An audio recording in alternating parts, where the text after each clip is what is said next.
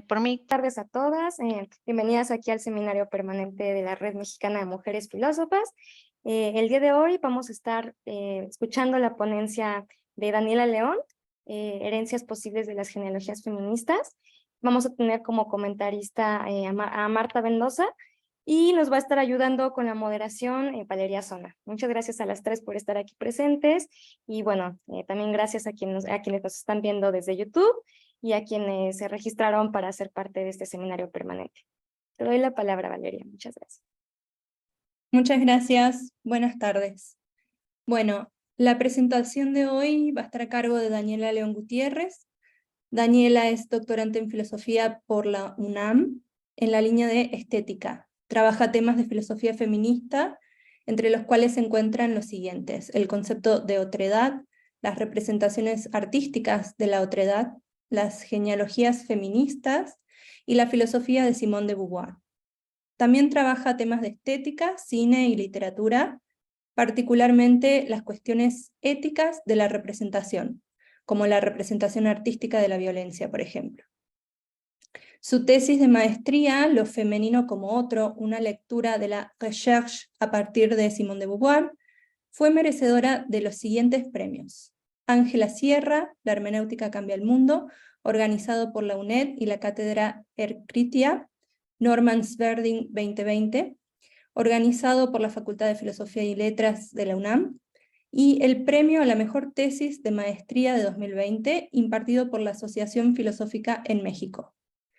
Este trabajo consistió en una interpretación filosófica de la feminidad en la novela En busca del tiempo perdido, a partir del concepto de mito de lo femenino, manejado por Beauvoir en El segundo sexo.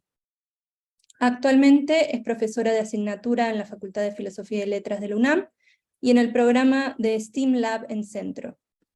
También ha impartido seminarios en Instituto de Estudios Críticos, en 17 Institutos de Estudios Críticos, y entre sus publicaciones tenemos La injerencia del mito de lo femenino en la producción de las mujeres como otredad cultural y de género en el segundo sexo, en revista Protrepsis.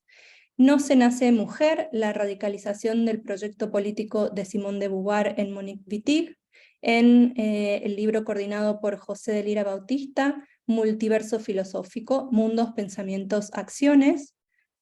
Tenemos también La senda de lo bello, el vínculo entre el genio y el dilettante en La recherche, publicado en la coordinación de Chávez Tortolero, Filosofía y Literatura, Estudios de Caso. También El mito de lo femenino según de Beauvoir, la distancia entre la mujer y las mujeres como condición para una teoría feminista de la opresión, publicado en la revista de filosofía Nuestra-Americana, Posibilidad, Crítica y Reflexión, y Deleuze y Descombes como lectores de En búsqueda del tiempo perdido de Proust, publicado en revista Protrepsis en el año 2018. Muchas gracias, te doy la palabra, Daniela. claro. Bueno, antes que nada agradezco mucho todo el trabajo de gestión y organización para que estemos aquí y podamos discutir hoy. Muchas gracias. Me da mucho gusto estar hoy con ustedes y les comento que lo que presentaré a continuación forma parte de una investigación en curso en mi doctorado sobre la tradición de pensamiento genealógico en los feminismos y su nexo con prácticas artísticas y activistas. En esta plática voy a discutir con ustedes algunas ideas sobre lo que, a mi parecer, caracteriza el pensamiento genealógico en esta tradición de pensamiento y praxis feminista. Dicho de otra manera, esbozaré una breve genealogía del pensamiento y prácticas genealógicas en los feminismos. Bueno, comienzo diciendo que las genealogías feministas han sido un modo de explorar preguntas sobre la relación entre identidad y sistemas de opresión, así como de las vías de resistencia individuales y colectivas. Una de las tradiciones genealógicas más fuertes en el feminismo se centró en la afirmación de lo femenino, ya sea rastreando las contribuciones de las mujeres en la historia, ya sea afirmando compromisos éticos para formar comunidades de mujeres. En suma, las genealogías han sido una herramienta potente en la construcción de sujetos políticos y en la articulación de un punto de vista subversivo al orden patriarcal, afirmando también un legado ético-político. Las genealogías también han tenido un rol epistémico importante, ya que parten de pedagogías del autoconocimiento para comprender cómo estamos insertas en sistemas de opresión complejos. Por ejemplo, pensemos en los antecedentes de los grupos de concienciación, pensemos en las cartografías corporales o incluso en recursos genealógicos en escritos autobiográficos. Las genealogías también han tenido una importancia afectiva y expresiva en espacios activistas de formación de subjetividad y autoconciencia, ya que los ejercicios colectivos de creación genealógica también dependen de estos espacios seguros en los que se pueda verbalizar y compartir las experiencias y emociones. Estos recursos también han tenido un rol político al permitir colectivizar estas experiencias y son una vía autónoma de representación y autorrepresentación de las mujeres y otros grupos, así como de creación de lazos comunitarios y cooperación. Las preguntas que me guían en este trabajo es cómo, digamos, cómo retomar esta tradición genealógica tan rica y tan compleja desde una beta antiesencialista que no sea motivada por un deseo de mismidad y fusión, sino que parta de la relacionalidad, de la relación ético-política con la alteridad. Entonces, mi postura ante los ejercicios genealógicos como exploraciones de identidad personal y social es positiva. Considero que el legado de las tradiciones genealógicas, como esta búsqueda de conexión, como colectivización de la experiencia a partir del testimonio, sigue influyendo en las prácticas y teorías contemporáneas. De este modo, en este texto caracterizaré tres fuentes que me han permitido seguir pensando y complejizando este concepto de pensamiento genealógico, ¿no? Revisaré prácticas genealógicas discutiendo tres figuras en la tradición de pensamiento y activismo feminista. La primera es el colectivo Librería de Mujeres de Milán, la segunda es Audre Lorde y la tercera es Donna Haraway. En el caso del colectivo Librería de Mujeres de Milán, discutiré las prácticas genealógicas como ejercicios de afirmación de lo femenino, como narraciones creativas que reivindican el punto de vista de la diferencia sexual. Respecto de Lord, me centraré en la genealogía personal como ejercicio que parte de la indagación en torno al yo y que tiene alcances sistémicos, siendo una exploración de la identidad en relación con un legado histórico de opresiones y de lucha. La genealogía personal como práctica feminista es heredera de prácticas activistas de reflexión y discusión colectiva sobre el vínculo entre lo personal y colectivo, junto con ejercicios genealógicos de crear otras historias, recuperar otros archivos a partir de los intersticios y márgenes de los discursos y representaciones. Finalmente, en la sección enfocada en Haraway, discutiré cómo concibe las prácticas genealógicas de narración y solidaridad, extendiéndola en una noción de justicia multiespecie. A partir de estas figuras, defenderé que las genealogías feministas aún son un mecanismo de representación que se pregunta por este legado histórico que debemos heredar como herramienta de resistencia para el presente. Así, estas preguntas adquieren centralidad. ¿Qué herencias son asumidas en una genealogía? ¿Qué intereses y perspectivas son recuperados? El tema de la representación y los modos de aparecer y de ser visible son particularmente relevantes para los feminismos, ya que las corporalidades subjetivadas en sistemas de dominación son simultáneamente visibles e invisibles en los discursos y representaciones dominantes, lo que se extiende a las distintas identidades y opresiones. Esto nos permite entrever las múltiples posibilidades de constructivas y reconstructivas de las genealogías, en lo que concierne a sujetos de representación y como herramientas articuladoras de mundos en común. Entonces voy a sostener que la tradición genealógica feminista puede extenderse a discursos y prácticas contemporáneos antiesencialistas, interviniendo sobre la experiencia, entendida como la historia de las interpretaciones de lo vivido, y la subjetividad en términos de procesos de subjetivación, el lenguaje y la historia, en tanto que son ámbitos que también constituyen límites, visibilizan e invisibilizan, abren y clausuran mundos. También sostengo que la genealogía como mecanismo de autorrepresentación permite iluminar la experiencia vivida, haciéndola visible e inteligible y dando paso a la expresión y colectivización de afectos complejos. En esa línea, las genealogías feministas serían formas de pensar desde el cuidado por la alteridad, desde la relacionalidad, y también serían formas de reconfigurar nuestras nociones y representaciones, recuperando y recopilando la memoria colectiva. Comienzo con la discusión de las genealogías como contramemorias. Las genealogías feministas tienen su origen en prácticas activistas y académicas que proliferaron en distintos ámbitos de conocimiento, del activismo, del arte en los años 70 y 80. La genealogía se extendió como reescritura de la historia desde un punto de vista femenino, una recuperación de las mujeres olvidadas u omitidas por la historia y discurso dominantes, en este caso masculinos. En ese sentido, también eran entendidas como representación positiva de lo femenino, en una doble acepción, como articular lo femenino como positividad y realidad, en vez de definirlo a partir de la negación de lo masculino, y también como resignificación que enaltece y afirma lo femenino, resistiéndose a su inferiorización. Las prácticas genealógicas feministas parten de la recuperación histórica de mujeres sometidas por la historia, de la creación simbólica de un entre mujeres, una comunidad en ciernes, un linaje femenino. En esa medida podemos pensarlas como ejercicios de contramemorias que desafían los relatos hegemónicos, presentando conocimientos y figuras protagónicas alternativas, así como otra lógica de los afectos, otra economía del relato, y problematizando la red que une la memoria, el conocimiento y los afectos, preguntándonos, ¿qué historias son legitimadas por los discursos dominantes? ¿Qué historias importan como herencia para la posteridad? ¿Qué historias nos involucran afectivamente? Entonces es importante interrogar qué operaciones realiza una genealogía, qué puntos de vista potencia, qué saberes recupera y con qué fines. Es decir, se busca romper con la lógica del relato de la historia dominante, presentando un discurso que subvierte el orden político y social, o bien se busca asimilar estas historias y figuras olvidadas a esos discursos dominantes. En palabras de Hilda Luongo, la contramemoria es una memoria minoritaria que tiene un vínculo estrecho con acontecimientos traumáticos y que además es una memoria incardinada o encarnada que engendra diferencias y posibilita el desplazamiento del ser por el devenir, alejándose de la memoria monumental mayoritaria, levantada por una masculinidad hegemónica que somete e invisibiliza la memoria de subjetividades subalternizadas. Las genealogías entonces son a la vez un registro del pasado y una indagación en la memoria, así como un compromiso, una praxis de compromiso y herencia, de compromiso ético-político. Así, otra operación crucial de las genealogías es la formación comunitaria. Recordar es hacer entrar en la esfera de lo visible y posibilitar que otras mujeres se apropien de un legado negado e invisibilizado y que imaginen también otros mundos posibles. Retomando otra vez una frase de Luongo, las genealogías remiten a dos operaciones complementarias, recuperar y crear. Me interesan las prácticas genealógicas no en tanto que permitan construir otro relato hegemónico que refuerce las identidades o glorifique un pasado como espacio-tiempo de la comunidad auténtica y perdida. No me interesa pensar la genealogía como historia hegemónica. Me interesa pensarla como una práctica que permite intervenir en las narrativas hegemónicas asentadas en la construcción del pasado.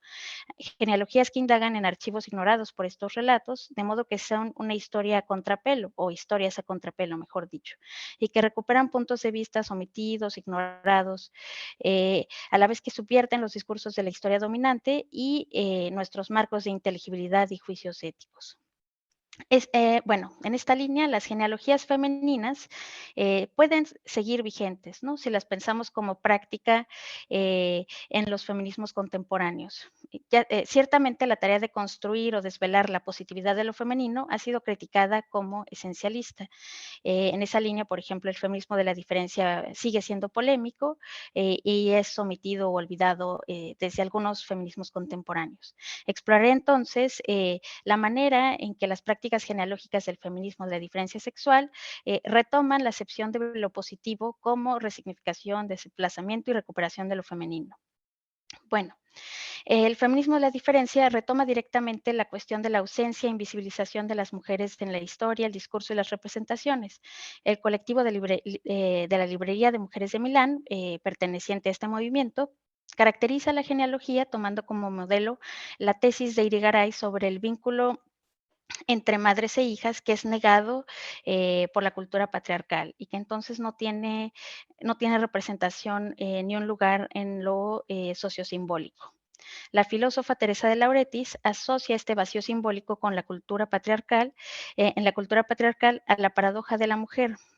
Esto es que simultáneamente las mujeres son negadas como sujeto de representación, a la vez que son definidas unilateralmente como objetos. Están tanto ausentes del discurso androcéntrico indiferente al género, que postula sujetos neutros, universales y que son instancias del sujeto masculino, a la vez que están presentes como un objeto definido y delimitado por el punto de vista masculino. Están definidas como otredad y como signo de intercambio masculino. Así, al estar ausentes como sujetos de representación, las mujeres viven la escisión entre sus experiencias vividas y las representaciones hegemónicas. Es la paradoja de la ausencia de la mujer, ¿no? Dice de Lauretis, un ser que está ausente y prisionero del discurso. Bueno, si las mujeres son entonces estas otras ausentes de la historia, de la acción trascendente, de la producción, están desprovistas de representación, de soporte simbólico, de valores que les sirvan de referencia. Ante lo cual, la respuesta de las feministas de la diferencia es negar las definiciones y conocimientos que legitiman la opresión e invisibilización de las mujeres, a la vez que guiarse a partir de la experiencia femenina para adquirir conciencia colectiva y reivindicar la diferencia de lo femenino. En la introducción del libro del colectivo Librería Mujeres de Milán, No creas tener derechos, este colectivo ejemplifica la práctica política de la genealogía como forma de asumir la herencia de referencias sexuadas, así como una forma de asumir un compromiso ético con otras mujeres. El colectivo enfatiza, por una parte, la necesidad de dibujar una topología para orientarse racionalmente y refiere a historias del pasado que muestran casos paradigmáticos de relaciones de amistad y ayuda mutua entre mujeres. Esta indagación en el pasado histórico como búsqueda de referencias sexuadas femeniles y como construcción de genealogías textuales será uno de los proyectos políticos del colectivo. En esa medida, instauran un método heterodoxo de lectura, interpretación, apropiación y herencia de textos literarios escritos por mujeres, que va a derivar en la escritura del catálogo amarillo, conocido como Las Madres de Todas Nosotras, y que considera las obras literarias que selecciona el grupo para discutir y leer conjuntamente como una forma de guía y orientación para definir esa experiencia femenina del mundo. Luisa Muraro aclara que este catálogo no buscaba demostrar que las mujeres también tenemos un pasado, sino que era una manera de apropiarse de las escritoras al interpretarlas desde la perspectiva y la marca de la diferencia sexual, sustrayéndolas del pasado perteneciente al universo neutro masculino. Para el colectivo, entonces, estos ejercicios consistían en una operación de recuperación, en una reapropiación y relectura del pasado, encontrando en ciertas autoras, justo jugando con esta ambigüedad de encontrar entre descubrir e inventar la marca de la diferencia sexual. Dicho de otra manera, las lectoras del colectivo extraen a las autoras literarias del canon masculino y en el caso de que estén en el canon masculino, en primer lugar, y las incorporan en una especie de canon minoritario, una genealogía inmanente a las prácticas del movimiento y a sus propias categorías. Esta selección se determina en relación con la idea de diferencia sexual, de manera que las autoras literarias fungen como referencias sexuadas, como precedente de fuerza. En palabras de Muraro, existía la necesidad de volver a los orígenes siguiendo una genealogía femenina, así como de encontrar la fuente de la propia fuerza original. Finalizo este apartado con la referencia a 3 verbos que Muraro recupera de una cita de Irigaray sobre genealogías femeninas de madres e hijas.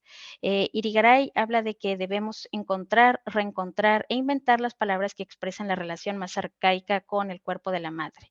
Y según Muraro, el uso de estos verbos, encontrar, reencontrar, inventar, implica por una parte iluminar nuestra relación con el pasado remoto que se refleja en los mitos y también demanda la invención presente y la investigación. Si retomamos estos verbos para pensar las prácticas genealógicas de este colectivo, se nos presentan como una indagación en lo negado y rechazado por la cultura patriarcal, como un encuentro con el pasado que depende de la búsqueda de encuentros fortuitos y la capacidad receptiva. El verbo reencontrar también puede entenderse como la experiencia de conexión con lo que no había podido ser significado, lo que no entraba en el ámbito de lo visible y reconocible. Reencontrar también es recordar, oponerse al olvido impuesto de las genealogías femeninas. La tarea política del colectivo también implica invención presente, dar un sentido a lo recogido, a la experiencia de lectura, a las ideas compartidas y enlazarlo con lo que guía la búsqueda común, el lenguaje sexuado y la construcción de genealogías femeninas. Este aspecto de invención es importante, ya que no se trata de una recepción o asimilación pasiva, sino de una decisión colectiva e individual de herencia, gesto que construye una genealogía como lazo que une a las lectoras con las autoras y sus textos. Hay entonces una apropiación del pasado, una relectura desde el marco marco político de las lectoras, sus categorías e ideas, que a su vez también son fruto de esta búsqueda, apropiación e invención. Entonces, la tarea política de hacer genealogías femeninas está impulsada por la necesidad de crear un lenguaje con marcos de referencia propios, una habitación propia entendida como localización simbólica, lugar-tiempo provisto de referencias sexuadas femeninas. La invención de la diferencia sexual como perspectiva y política introdujo una serie de prácticas de recuperación del pasado silenciado, de reparación del linaje materno y también de afirmación y validación individual y colectiva. Enseguida paso a hablar de Audre Lorde y sus genealogías de lo erótico. Audre Lorde es otra de las pensadoras de las genealogías genocéntricas. Audre Lorde, además, trató recurrentemente los temas de la comunidad, las diferencias y lo erótico. Se interesó particularmente por cómo transformar la experiencia negativa de la opresión a partir de la poesía como vehículo expresivo y reflexivo que nos permite conectar con los sentimientos, ahondar en ellos y articular nuestra experiencia vivida, transformando el silencio en lenguaje y acción, como dice el título de su ensayo. El trabajo de la poesía consiste en el proceso íntimo y vital de autoconocimiento y autoconciencia, a la vez que conlleva articular la experiencia singular, potenciando su politización. La aparición de lo privado en la esfera pública, su puesta en diálogo, su colectivización. La poesía, según Audre Lorde, está entrelazada con el proyecto de conexión, recuperación y resignificación de lo erótico. Lorde enfatiza que una parte de las violencias sistémicas se ejerce mediante la inferiorización de lo erótico, de las emociones, del cuerpo, de tal manera que los grupos oprimidos aprenden a desconfiar de estas poderosas guías. Entre los obstáculos que menciona para las tareas de autoconciencia, resignificación y reapropiación de lo erótico en las mujeres negras, se encuentra el miedo que tienen a la visibilidad. Este es un problema común para los grupos calificados como otros, a saber, que son visibles en la esfera pública y en la representación dominante bajo la estructura de otredad inferiorizada, de la diferencia amenazadora. Lorde responde afirmando la visibilidad y vulnerabilidad de las mujeres negras como su principal fuente de poder. Entonces, la importancia de la poesía y de las memorias de Audre Lorde reside en su doble vínculo con lo erótico afectivo, así como con los procesos emancipatorios de toma de conciencia y colectivización de la experiencia vivida. Los sentimientos y lo erótico son la vía que conduce al cambio individual y colectivo mediante la autoafirmación individual y comunitaria. Para Lorde, lo erótico está ligado a la creatividad, al placer que nos lleva a la exigencia de lo que es bueno para nosotras, a la afirmación de la fuerza vital y creatividad de las mujeres. Esta noción de erotismo no conlleva un individualismo egoísta, sino que es relacional, pues gozamos en mundos compartidos que nos permiten afirmarnos como personas singulares.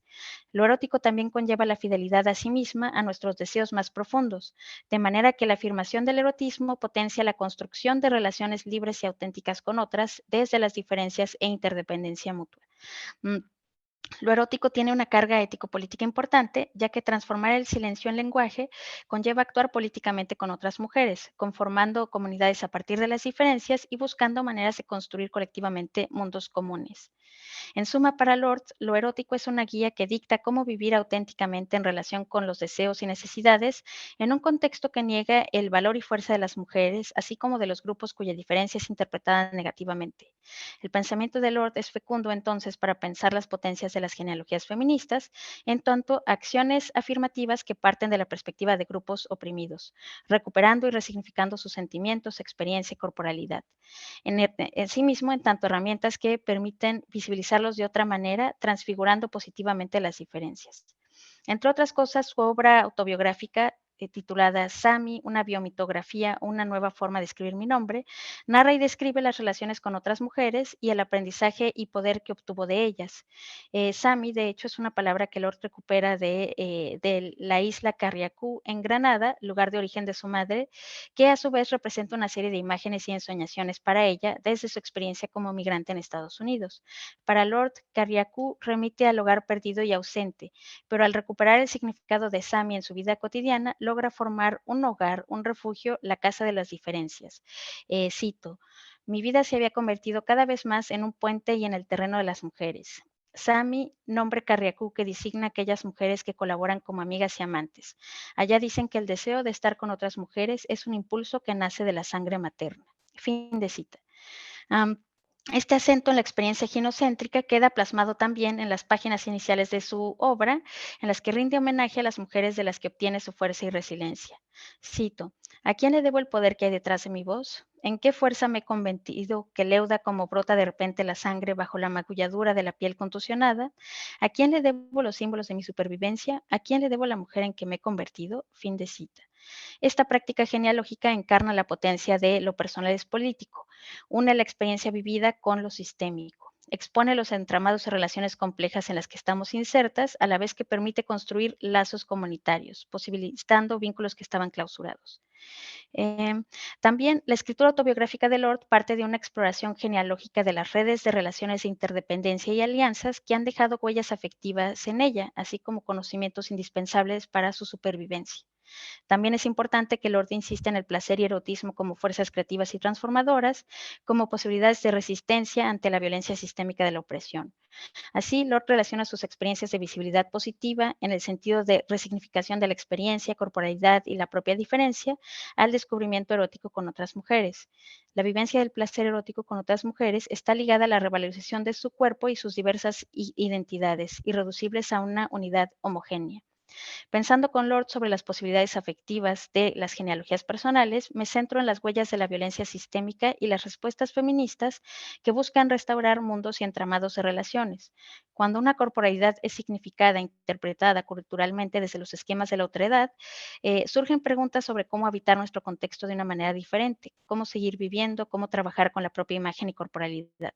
La exploración de las propias genealogías desde una mirada feminista es una respuesta posible y parcial a las interrogantes sobre cómo mantener la lucha colectiva, continuar resistiendo desde los márgenes, reparar nuestros lazos, sanar heridas y traumas propios de sistemas de opresión. A menudo, dichas genealogías sirven para continuar esas preguntas, planteándolas desde otro contexto. En suma, son tanto una tarea individual y colectiva que permite mantener, continuar y reparar los lazos de los que formamos parte, hacer vivible la cotidianidad. Son recordatorios permanentes de que otras han luchado por las causas que nos atraviesan y que formamos parte de diversas comunidades maleables y en devenir.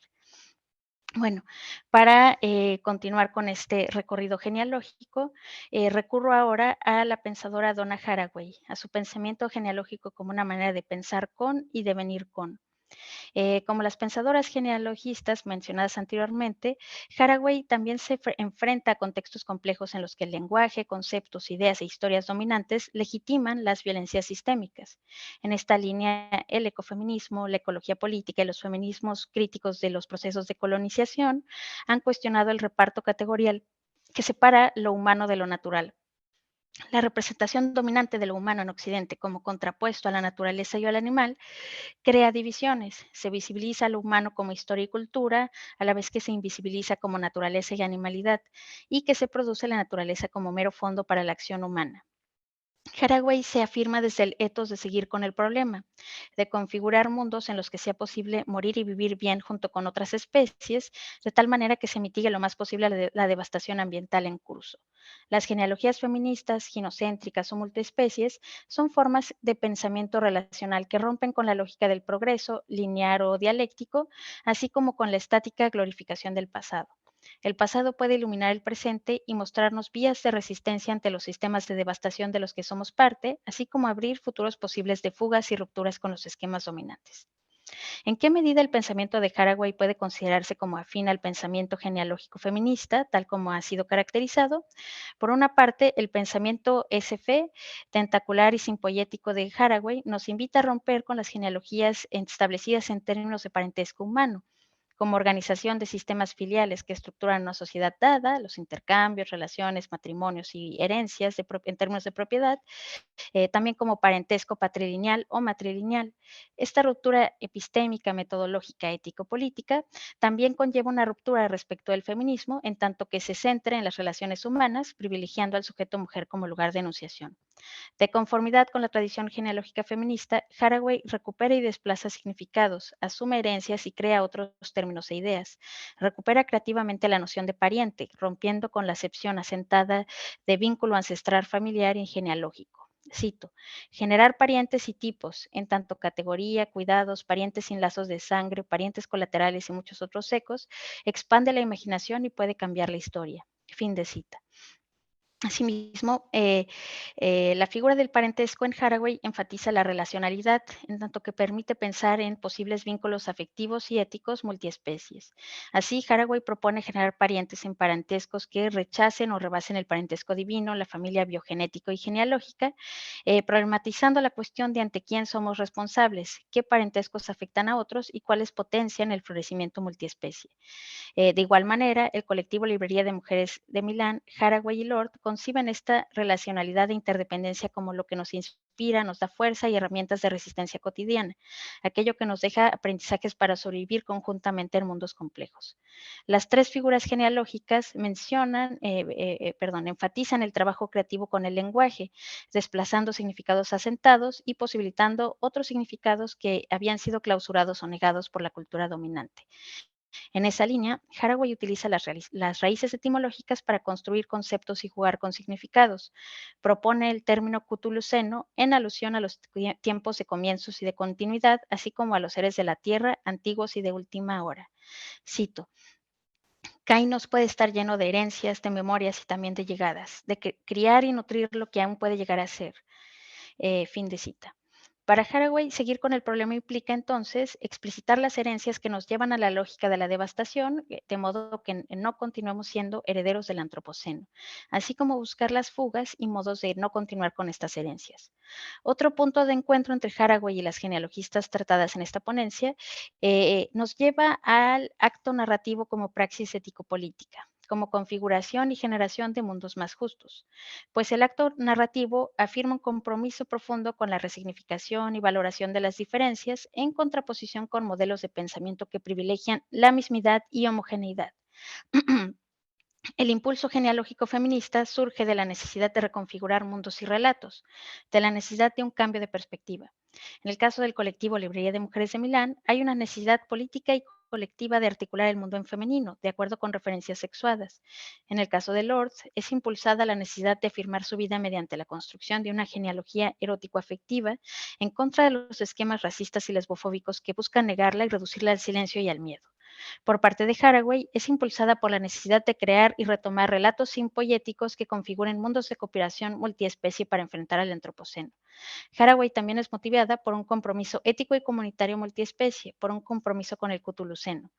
Para Haraway, narrar es una forma de combatir el olvido de las historias de dominio y devastación, ecocidios, genocidios, epistemicidios, así como un medio de reconfiguración de los modos de percepción y de conocimiento, de las relaciones con otros. Cito: Sembrar mundo significa extender la historia de las especies compañeras para incluir más de su incesante diversidad y su problema urgente. Fin de cita. Así, la propuesta ético-política de Haraway de generar parentesco podría ser planteada en términos de genealogías relacionales multiespecie con el fin de crear un mundo común para los seres vivos. Las figuras genealógicas mencionadas refutan el ideal del individuo autónomo, favoreciendo las relaciones de interdependencia, de ser con y de venir con. Paralelamente, estas genealogistas rechazan que la actividad del pensar sea tarea individual y masculina y abrazan la reflexión conjunta y colectiva. La tarea colectiva de transformar los mundos heredados está íntimamente relacionada con la tarea de pensar colectivamente acerca de estas herencias. Por ello, para Haraway es muy importante proponer el término de pensar con, de heredar ideas y conceptos de otros, a la vez que los transforma creativamente. Haraway remite entonces al comentar como forma de pensar con y de venir con otros, como figura de cuerdas en las que se recibe y se da, como respuesta que exige cierto tipo de lealtad ante la confianza de la mano que tiende y pasa el relevo. Entonces, Haraway opera de manera doble. Recupera historias y saberes omitidos a la vez que crea términos, ideas y puntos de vista alternativos a los conocimientos dominantes. Haraway dialoga con pensamientos y movimientos de diversas tradiciones, tales como las ciencias exactas, las humanidades, la epistemología, ontología, teorías decoloniales, saberes de pueblos originarios en defensa del territorio y de modos de vida comunitarios, y diversos modos de resistencia en contra de las políticas extractivistas del capitalismo global. Su pensamiento recurre a historias complejas con múltiples hilos, tentáculos ángulos y temporalidades, lo que queda plasmado en su uso de SF como ciencia ficción, fabulación especulativa, figuras de cuerdas, feminismo especulativo, hechos científicos. Eh, entonces, su uso de SF como un entramado de discursos multidisciplinarios y de diversos géneros textuales que permiten expresar figuraciones, pensamientos y relatos complejos. Las narraciones de Haraway parten de relaciones en devenir, simbiogénesis, simpoiesis y no de identidades fijas. Al narrar, Haraway evita toda búsqueda de fundamentos, concentrándose en lo contingente, en las conexiones frágiles que deben ser cuidadas, así como la procedencia de los efectos de violencia y devastación. Sus historias buscan abrir vías de regeneración y florecimiento de mundos posibles, de relaciones simpoyéticas, responsables, en oposición a las lógicas de devastación y exterminio. Constantemente crea conceptos colaborativos, fruto de su pensar con otras y otros, promueve la interdisciplina, jugar con figuras de cuerda, retoma saberes ancestrales y los pone en diálogo con saberes científicos. En esa línea, Haraway se inspira en el modelo narrativo de Ursula Le Guin, la teoría de la bolsa para recolectar, transportar y contar las cosas de la vida, contrapuesta al relato del heroico sujeto antropocéntrico y masculino. En esa línea es más interesante lo que hay en la bolsa que la historia del héroe, como dice Haraway. La suave curva de la concha que contiene solo un poco de agua, solo unas semillas para regalar y recibir, sugiere historias de devenir con, de inducción recíproca, de especies compañeras cuya tarea en el vivir y el morir no es terminar la narración, finalizar la configuración de mundos. Con una concha y una red, devenir humano, devenir humus, requiere otra forma, la forma de devenir con. Los relatos de Haraway operan entonces de manera genealógica, recuperando historias, archivos, figuras olvidadas por la historia antropocéntrica, ya sea en un sentido afín a la genealogía según Foucault, como exploración de la procedencia de efectos de poder, ya sea como una manera de heredar historias difíciles para seguir con el problema. Pone especial énfasis en historias de violencia, dominio y devastación de mujeres, poblaciones originarias, seres no humanos y entornos. Estos relatos combaten al olvido antropocéntrico de la violencia infligida históricamente a especies y territorios y sitúan estas violencias con relación a los sistemas de opresión y a la devastación producida por dinámicas del capitalismo global. Además, las genealogías feministas conllevan un compromiso ético-político con mundos olvidados y entramados de relaciones de interdependencia y cooperación. La mirada que rescata del olvido histórico diversos fragmentos de experiencia, conexiones dispersas e invisibilizadas desde marcos perceptivos y conceptuales del pensamiento dominante. Así, la narración y testimonio cobran importancia para este tipo de pensamiento, en la medida en que colocan en el centro lo que ha sido inferiorizado y omitido. Cuando no es posible ser testigo de los acontecimientos, se privilegian las huellas que nos permiten aproximarnos al pasado olvidado, la devastación y la violencia, así como relacionarnos con esos mundos mediante la memoria y el duelo. Entonces, Haraway también recupera historias de restauración de entramados de relaciones multiespecie y de entornos, así como historias narradas desde las perspectivas de las naturoculturas y parentescos diversos. Los relatos que recupera refutan el excepcionalismo humano y las respuestas equívocas de optimismo o pesimismo. Bueno, para ir cerrando, Eso. faltan 10 minutos, perfecto. Eh, no pretendo reducir estos referentes a un concepto cerrado de pensamiento genealógico, lo que sería una forma de totalizar nuevamente las genealogías y perder de vista las particularidades y diferencias. Pero aún así defiendo la especificidad del pensamiento genealógico como figura recurrente en movimientos feministas, considerando que hay patrones de pensamiento y praxis política que se repiten con su grado de variación en esta tradición de pensamiento y activismo. Si buscamos rasgos comunes entre las prácticas genealógicas, quizás solo encontremos ciertas generalidades. Un compromiso con el pasado como forma de herencia y rememoración para combatir olvidos sistemáticos impuestos por discursos, ideologías, modos de representación dominantes, el deseo de narración, de narrar la propia vida y la de otras, un quehacer especulativo, en la medida en que se inventan conceptos y marcos de referencia que iluminan de manera distinta la experiencia, la apuesta colectiva por la construcción de una comunidad ética, por otros modos de relacionarse entre sí. Además, algunas prácticas genealógicas más presentes en los feminismos enfatizan el sentido de supervivencia y presencia social, que también incluye la valoración de la presencia de sí y la presencia ante las otras. Desde las figuras genealógicas recuperadas en este texto, heredar conlleva operaciones como encontrar, reencontrar e inventar. En palabras de Haraway, rememorar, conmemorar es repetir, revivir, retomar, recuperar de manera activa. En palabras de Lord, cuando las palabras más impactantes que expresan lo que tengo para ofrecer salen de mí resonando como palabras cuyo recuerdo las pone en boca de mi madre, puedo hacer dos cosas: volver a analizar el sentido de todo lo que tengo para decir ahora o revisar el valor de sus viejas palabras. Al apropiarnos de una herencia, le damos una forma visible e inteligible de marcos que derivan de una invención política, permitiéndonos heredar el pasado silenciado e inteligible. No sometemos lo heredado a los discursos a los criterios y categorías del discurso dominante que lo invisibiliza y reprime. Reivindico entonces la herencia de las genealogías como herramienta que genera conocimientos colectivos, encarnados, que preserva entramados de relaciones, formas de vida y temporalidades complejas, y que esta tarea de conservación tiene efectos restaurativos en contextos de devastación, ya sea la invisibilización de sujetos de representación, de epistemicidios, violencia simbólica o material hacia grupos sociales, entramados de relaciones multiespecie y los entornos que habitan. Gracias.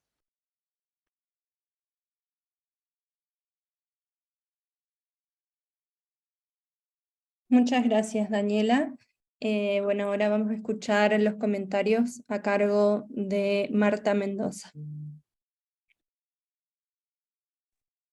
Hola, ¿qué tal? Muy buenas tardes. Muchas gracias primero por la invitación. Es un honor, un placer estar aquí y también ha sido un gran honor ser parte de este trabajo, Daniela. Muchas felicidades por ello. La verdad, disfruté mucho la lectura y creo que hay algunas cosas en las que podemos dialogar justamente respecto al tema que tocas. Mi formación está más vinculada hacia las artes y la literatura. Yo me desarrollo tanto en el teatro como en la crítica y el análisis literario, y también he desarrollado justamente una investigación en torno al cuerpo femenino, y en ese sentido, bueno, encontré algunas cosas que me han llamado mucho la atención en tu trabajo y son en las que me quiero centrar el día de hoy. Quiero comenzar compartiéndoles una breve lectura de una autora que justamente parte de lo que Daniela aborda en su trabajo es replantear la historia, un poco también haciendo consideración que parte de las genealogías es esta reconsideración, ¿no? Del cuál ha sido la función, cuál ha sido el papel de la mujer dentro de la historia y cómo pues justamente el discurso masculino ha pues dejado de lado, ¿no? A las mujeres. Yo quiero leerles un pequeño texto, un fragmento únicamente, de un texto llamado La ciudad de las damas, escrito por Cristina de Pizan en el siglo XIV.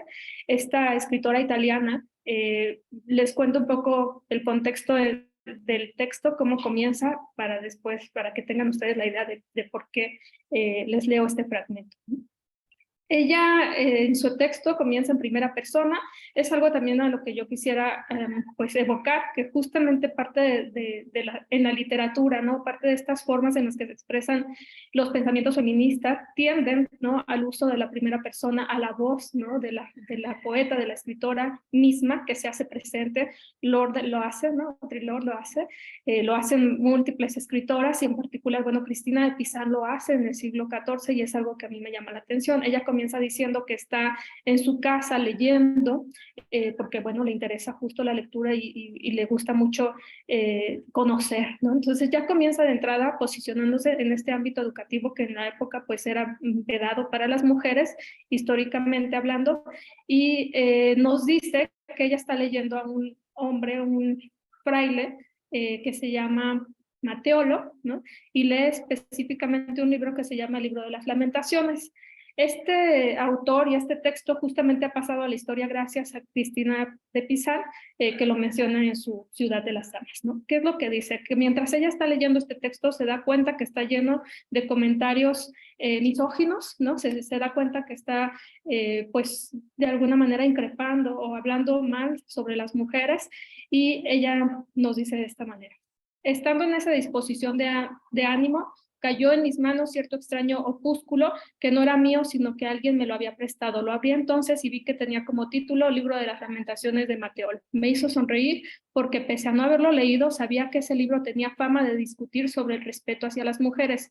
Pensé que hojear sus páginas podría divertirme un poco, pero no había avanzado mucho en su lectura cuando mi buena madre me llamó a la mesa. Al regresar a la lectura, pese a que este libro no haga autoridad en absoluto, su lectura me dejó perturbada y sumida en una profunda perplejidad. Me preguntaba cuáles podían ser las razones que llevan a tantos hombres, clérigos y laicos, a vituperar a las mujeres, criticándolas bien de palabra, bien de escritos o tratados. No es que sea cosa de un hombre o dos, ni siquiera se trata de ese Mateolo. que nunca gozará de consideración porque su opúsculo no va más allá de la mofa, sino que no hay texto que esté exento de misoginia. Al contrario, filósofos, poetas, moralistas, todos, y la lista sería demasiado larga, parecen hablar con la misma voz para llegar a la conclusión de que la mujer, mala por esencia y naturaleza, siempre se inclina hacia el vicio. Y bueno, así comienza un poco el texto de Cristina de Pizan. ¿Qué es lo que ocurre después? Se le aparecen tres mujeres, unas especies de divinidades, alegorías de la razón, alegorías de la justicia y alegorías de la creatividad, ¿no? Y estas mujeres le encomiendan a Cristina que pues construya la ciudad de las damas, así le dice. Tú eres la encargada de construir esta ciudad de las damas. ¿Qué es la ciudad de las damas?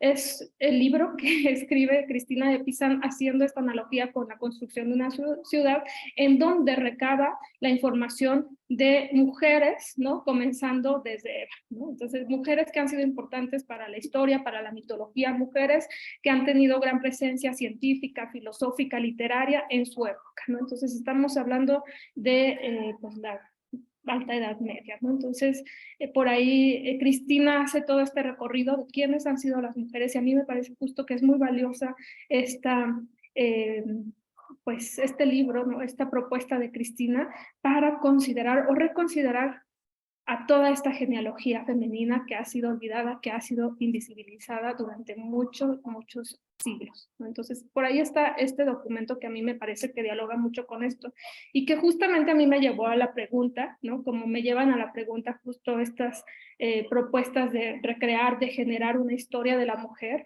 historia de las mujeres, que bueno, actualmente también tenemos esta tendencia, ¿no? Favorable a este estado de cosas, ¿no? Del feminismo. Me lleva a la pregunta justo en una de las de tus comentarios cuando hablas sobre la contramemoria, ¿no? Que justamente al rescatar a todas estas mujeres se está haciendo una contramemoria porque no son parte de la memoria. Yo pensaba que si al mismo tiempo, ¿no? De ejercitar esta contramemoria, no estamos también generando memoria. Pensaba un poco en eso y pensaba también en esta idea de qué tanto ficcionalizamos, ¿no? Porque al final de cuentas Cristina está inventando, está generando este libro desde el punto de vista de la ficción.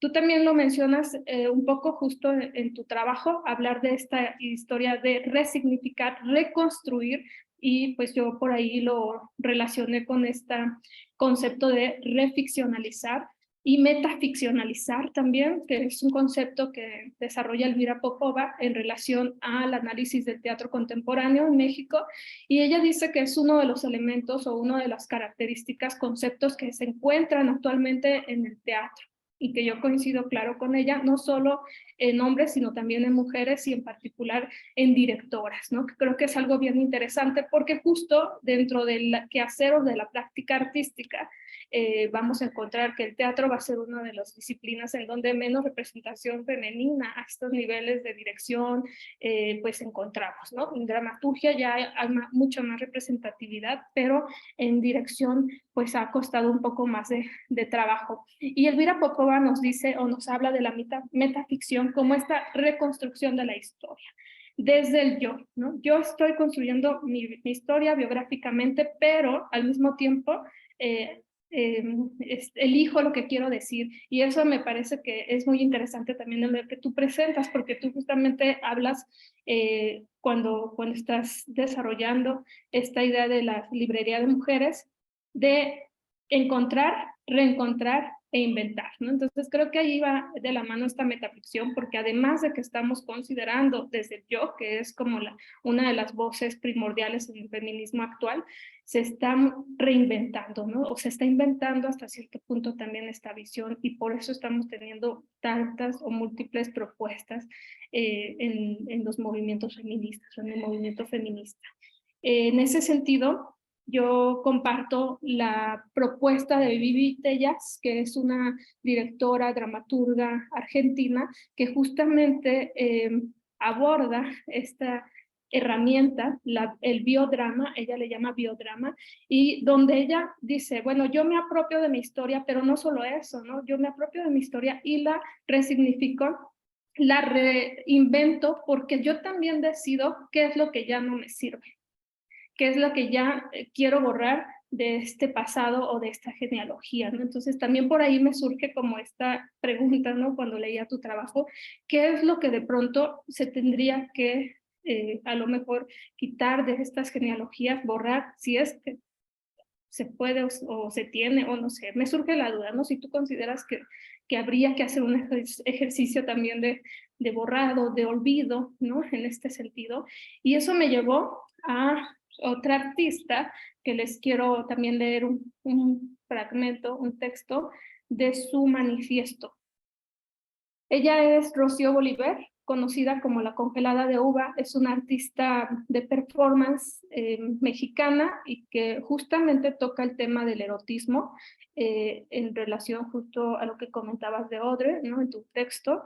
Esta apropiación de lo erótico, del cuerpo, y tú comienzas también tu trabajo hablando de la representación y de los modos de aparentar, ¿no? Entonces creo que también esta importancia de ser y de presentarse, ¿no? Con una corporalidad y estar presente, pues es importante también para el quehacer femenino, feminista, ¿no? Ella nos dice: haciendo performance es el único modo en que puedo vengarme de la vida que me tiene cogida de los huevos. Es mi forma de pintarle mecos y burlarme de ella, de perder mi fragilidad frente a la vida y creer sobrepasar la muerte, envalentonarme, transgredir y no temerle a nada destruyendo los límites que me constriñen.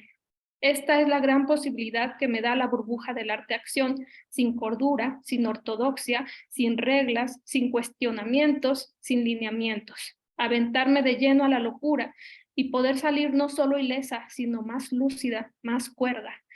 ¿Qué mejor que zambullirme en los temas prohibidos, perversos, censurados, señalados, para hacerme frente al camino del tiempo que me conduce a la destrucción de mi vitalidad, de mi encanto, de mi lucidez, de mi belleza, de mi fuerza? El sexo, las drogas, las filias, el dolor, la escatología. Arrancar a rasguños y jalones la máscara de esta gran mentira que ha creado el hombre, esta podrida forma de comunicarse unos con otros, asqueada de la mentira cotidiana, de la aceptación de la hipocresía como pasaporte. Me vomito sobre todos, me cago en sus jetas, los asusto y los hago sufrir, los pongo en jaque. Soy francamente dichosa cuando logro enmudecer a los que miran o escuchan o sienten lo que hago. Feliz de borrar sus estúpidas sonrisas de comercial, de tirarlos de sus baratos andamiajes y verlos caer y revolcarse en el vacío sin saber de dónde agarrarse. No les enseñaron este juego. Electroshocks que aplico a las mentes dormidas, alienadas, que esperan que los divierta, que ilusamente cortejan con el cosquilleo del morbo y terminan apaleados, rebasados, mudos idiotas. La neta como bofetada, eso es el performance. Es un poco lo que nos dice Rocío Bolívar en su manifiesto, y no solo en su manifiesto, sino en su forma de hacer, crear arte. Y al respecto quiero compartir justo una experiencia que sucedió apenas finales del año pasado. En España, Rocío Bolívar fue increpada justamente mientras realizaba una performance porque, bueno, parte de sus propuestas es generarse dolor, ¿no? Intervenir su cuerpo, llegar a límites, hacer body art en ese sentido. Y una chica joven, ella ya tiene actualmente 66 años, entonces también juega y cuestiona, ¿no? Cuáles son pues estos modos de comportamiento y busca transgredirlos, ¿no? Busca transgredirlos como su ser mujer, ¿no? Con su cuerpo se presenta y transgrede hasta cierto punto todos los, por decirlo de alguna manera, comportamientos moralmente aceptados, ¿no? Ella está haciéndose un cocimiento en su vulva, ¿no? Se está cosiendo la vulva, y una de las chicas del público no entiende lo que está pasando. Es una chica de alrededor 19, 20 años, es decir, una chica joven, ¿no? Que justo por ahí va mi comentario y mi pregunta también. A mí yo concuerdo, estoy bastante ligada a este pensamiento, a esta tendencia de buscar o de tener presente a la genealogía, pero ¿qué pasa cuando de pronto estas genealogías ven estas rupturas, ¿no? En particular estas rupturas generacionales, porque la chica que se levanta del público se pone frente a Rocío y le dice: es que no entiendo por qué tú estás usando el dolor. ¿no? Es que no entiendo por qué te estás haciendo daño, si lo que tenemos es esta ternura radical.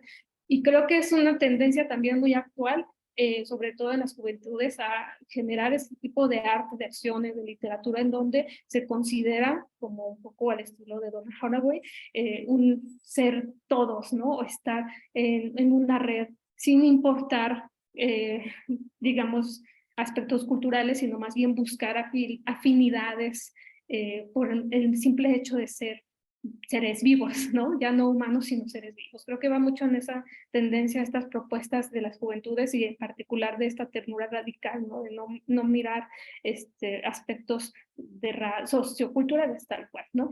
Y Rocío Bolívar lo que hace, pues, es molestarse todavía más, ¿no? Por haber sido perturbada durante su performance. Es una mujer ya de trayectoria, entonces también empoderada por esta invitación que le hacen en España. O sea, es una artista bastante reconocida, no entiende por qué le están interviniendo en su performance, ¿no? Y se molesta. Entonces aquí yo veo como dos posturas, que es por un lado la generación de Rocío, que vive en un contexto, una situación que la lleva a usar el dolor como parte de su expresión artística, y por otro lado esta chica de 19 años que vive en un contexto muy diverso, muy diferente al de ella, y que no entiende por qué está ocurriendo eso, y hay una ruptura. Entonces por ahí va un poco este comentario, y bueno, justo en relación a lo que tú terminas hablando de Donna Haraway, ¿no? Y entender al mundo como fluir, ¿no? Más allá que entender estas diferencias. Entonces, bueno, con esto yo cierro y bueno, agradezco mucho ser parte de esta lectura. Gracias.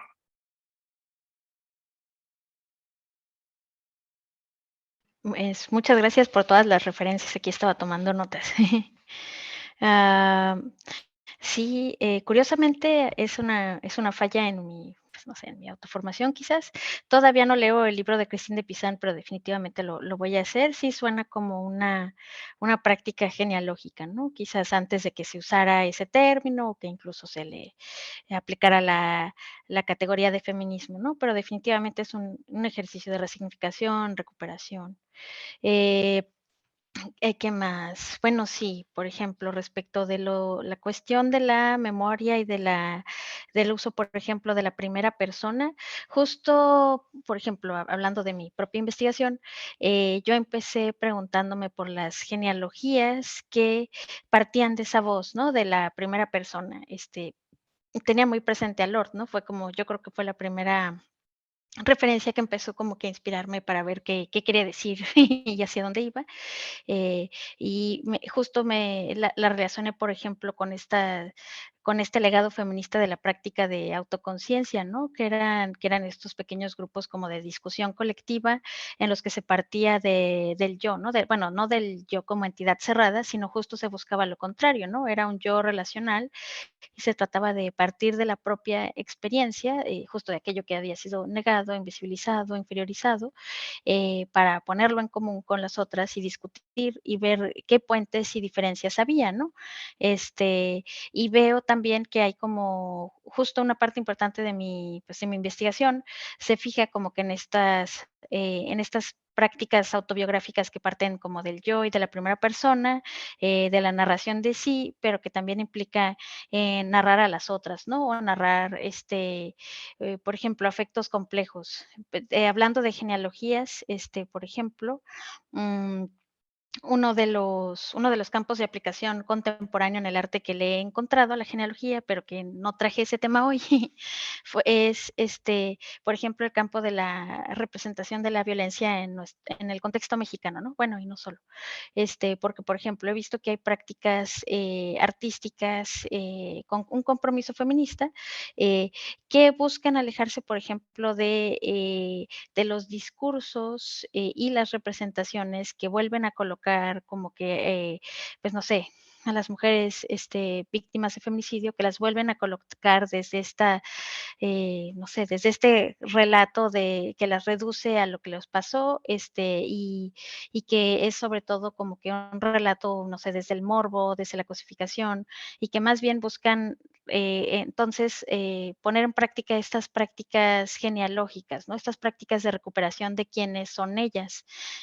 Por ejemplo, yo aquí hablando otra vez de lo autobiográfico y lo literario, pues aquí yo pensé muchísimo en El Invencible Verano de Liliana, ¿no?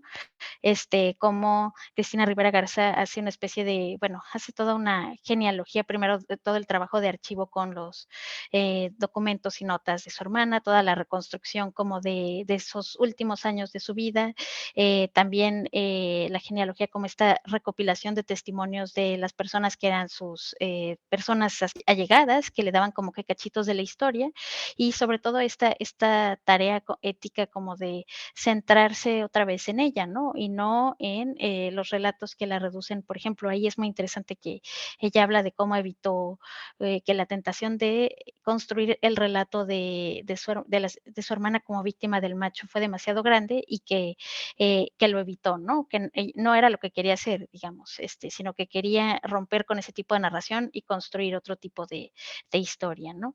Bueno, esto para partir con como sí, decir básicamente que sí veo una potencia en esta cuestión de la primera persona y la relaciono, por ejemplo, con estas, bueno, con muchas cosas, ¿no? Pero entre otras cosas con prácticas activistas que parten como de la experiencia, que parten del yo, para después discutir y colectivizar la experiencia, ¿no? Y también y creo que hay obras artísticas, sobre todo muchas autobiográficas, ¿no? Pero no me quiero reducir a lo autobiográfico, pero hay como mucho trabajo autobiográfico, mucho trabajo literario que también, o incluso de arte visual, que también parte como de esa experiencia y del yo para resignificar, para construir otro relato, ¿no? O para generar también memoria.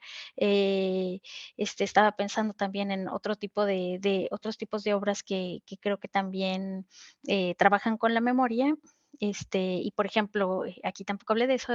Realmente el espacio se me fue en explicar cómo hacia dónde va esto de la genealogía y no tanto en discutir de arte, ¿no? Pero, por ejemplo, también hay como ejercicios artísticos que buscan, por ejemplo, también otra vez desde la experiencia y desde el yo, buscan, por ejemplo, reparar, por ejemplo, el linaje materno, ¿no? O hacer una especie de tarea restaurativa. Y aquí pienso en esta artista visual contemporánea que se llama Mona Hatoum. A ver, aquí si lo escribo, puede ser en el chat. Bueno, ahorita. Que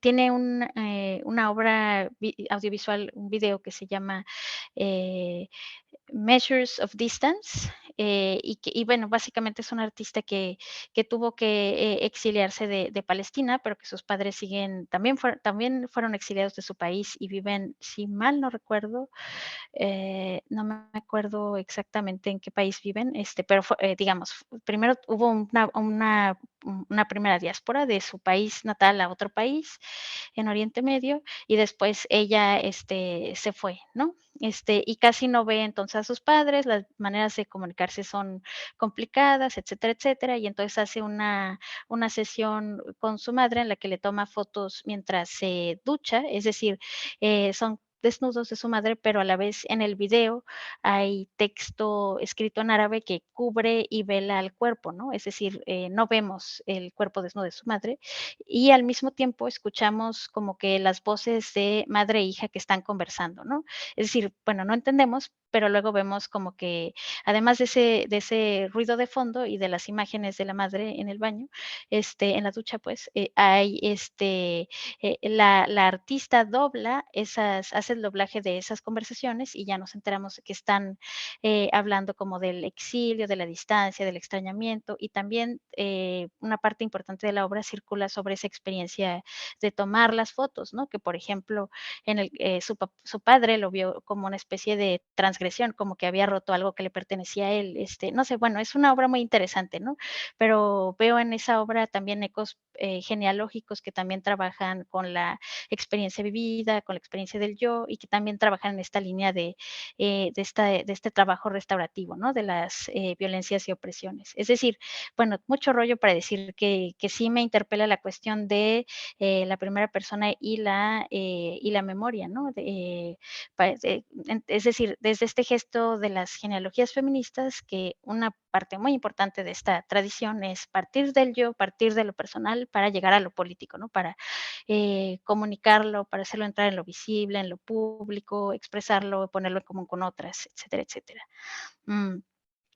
Bueno, también en esta línea, bueno, en otra línea quizás, para mí era hablando, por ejemplo, de lo de la ficcionalización, reconstrucción, incluso la metaficción.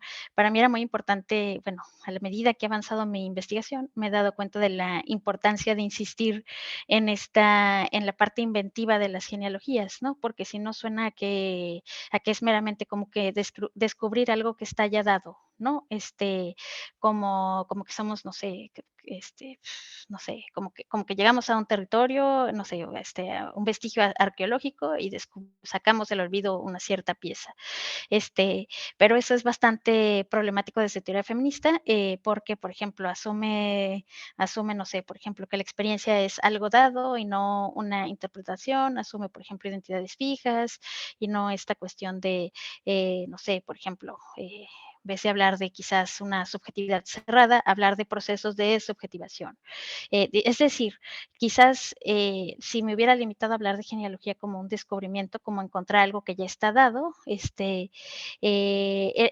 problemático en términos teóricos, ¿no? Y además veía, bueno, estoy viendo más bien que en los referentes que me llaman y luego en cómo lo aplico al análisis de obras, que no solo es como descubrir y recuperar, ¿no? Decir esto existe, sino que en la tradición genealógica feminista, bueno, al menos estas pensadoras, hay toda una operación de reinvención, ¿no? Es decir, hay una recuperación, claro, pero después está todo lo que hacen con eso, ¿no? Hacia dónde lo llevan, hacia qué invenciones de lo femenino o de lo político llevan, ¿no? Y creo que también es una parte muy, muy importante de las genealogías, porque de otra manera se puede limitar como a la orientación hacia el pasado y como a la búsqueda de archivo, pero no a toda la operación de resignificación, digamos, a la parte creativa, ¿no? Bueno, a la parte como propiamente en que se interviene sobre eso que se encuentra, eso que se recupera, se interviene en ese pasado, para recuperarlo para el presente y el futuro, ¿no? Es decir, al fin y al cabo las genealogías no son solo, por así decirlo, no son solo memoria, ¿no? Sino es como usar la memoria para el presente y el futuro, ¿no? Es intervenir en la memoria para crear y configurar otros mundos, ¿no? Como dicen estas autoras. Y entonces es también una praxis política, ¿no? Es decir, no es meramente, por ejemplo, como podríamos pensar, si pensamos así en los referentes, no sé, filosóficos como Foucault, que habla de genealogía, no es solo como que la genealogía feminista no se trata solo como de comprender, por ejemplo, un entramado de relaciones de poder, sino también se trata está esta parte como de resignificación, esta parte como de quizás de transformar como la parte de la opresión, la parte negativa, también transformarlo y resignificarlo, ¿no? Eso también lo he visto en otras autoras. ¿Qué más? A ver, que luego divago un poco. Bueno, la pregunta de si habría eh, que quitar o borrar algo de las genealogías es muy interesante y no me lo había preguntado. La verdad no sé. Creo que en este caso las personas bueno, porque sí, la genealogía también les decía, no es algo que esté dado, es algo como que se construye desde distintos puntos de enunciación y de distintos contextos también, ¿no? Por ejemplo, por eso también ha sido importante en la historia de los movimientos feministas, cuando distintos grupos de mujeres hacen su propia contramemoria de los feminismos, ¿no? Y dicen, bueno, no solo existe Europa, no solo existe las feministas blancas burguesas, etcétera, sino aquí también hubo resistencias, ¿no? Creo que también son quizás eso también es importante, no sé, estaba pensando, que las genealogías no son solo como que esta parte como de restaurar, por ejemplo, lo femenino, sino también está la parte como de poner el foco en las violencias que no eran visibles, o enunciables desde los discursos y representaciones dominantes, ¿no? Están como las 2 cosas. Por ejemplo, los ejercicios, de Lord o de todas estas artistas, por una parte, no sé, por ejemplo, es trabajar con la memoria y darse cuenta de cosas que no habían podido procesar, ¿no? Por ejemplo, Lord, en su perspectiva de adulta, habla de cómo, ella creció en Nueva York, y como su mamá era una mujer muy fuerte, bueno, iban caminando por las calles, y su mamá de repente decía: "Ay, las personas son muy sucias en esta ciudad, y se la pasan escupiendo al aire", ¿no? Y años después, Lord le dice algo así como de, las personas ya no escupen tanto al aire, ¿no? Digamos, ya de adolescente quizás, en su memoria lo dice. Y vio que su mamá como que se quebró llorando, ¿no? Y comprendió entonces, por ejemplo, una parte de su pasado, que digamos que su mamá quizás le había como que intentado camuflar, bueno, le había intentado, no sé, atenuar, ¿no? De manera infructuosa, que era el racismo, ¿no? La experiencia del racismo, no sé. Y entonces las genealogías también se tratan como de conectar todos esos puntos, ¿no? De, pues sí, no sé, denunciar eso, todas esas experiencias negativas y de violencias, ¿no? Por ejemplo, en el caso del arte, eh, también podemos pensar y vincular estas ideas de prácticas genealógicas, por ejemplo, a esta artista de performance que se llama Regina José Galindo, por ejemplo, la obra que tiene de Mazorca, ¿no? O las obras que tienen relación con el territorio, que ahí está actuando con su cuerpo, para recordar, ¿no? Para traernos a la mente también esa historia de intervención y violencia sobre los territorios, los actos de genocidio del gobierno hacia las poblaciones rurales e indígenas, y también pues también es muy, muy fuerte el simbolismo de lo femenino, ¿no? Lo femenino que también está siendo violentado y amenazado, ¿no?